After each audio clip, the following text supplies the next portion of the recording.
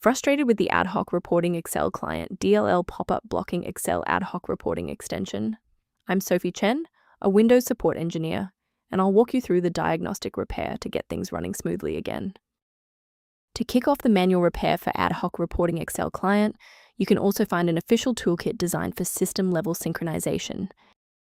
This is the Ad-hoc Reporting Excel Client, a specialized client-side library for Excel ad hoc reporting. It facilitates localized data synchronization between Excel and enterprise-level OLAP or SQL data sources, essential for professional financial analysts using localized Excel BI, business intelligence add-ins. Since we've identified what's missing, let's try the official recovery method. This issue indicates a problem within the Excel Ad-hoc Reporting Extension installation.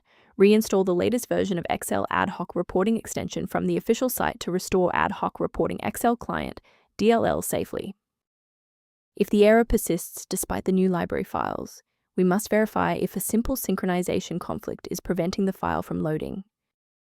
A full system restart ensures that no background processes are currently locking the Ad hoc Reporting Excel Client file. A fresh boot allows Windows to reinitialize its library map from a clean state.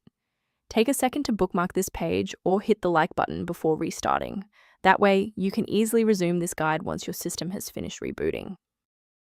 Restarting doesn't always catch everything. If you're still having trouble, let's try this next step together. And if you need to pause the video, I'm not going anywhere.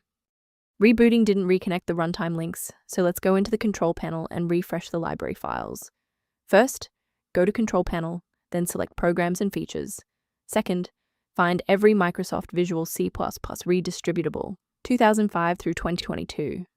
Third, right-click each and select Change, then select Repair. If that fails, download the latest all-in-one VC++ redistributable package from Microsoft's website. Please note that for DLL files with numbers, the number tells you which version to repair. For example, 120 equals 2013. I want to share a quick best practice that will help you avoid security complications in the future. Be suspicious of any site that asks you to disable your antivirus to install Ad hoc Reporting Excel Client DLL, as this is a major red flag for malicious software. For a comprehensive approach to system health, I recommend incorporating a verified maintenance protocol into your routine. For users who prefer structured maintenance, the link below references a tool related to managing Ad hoc Reporting Excel Client dependencies.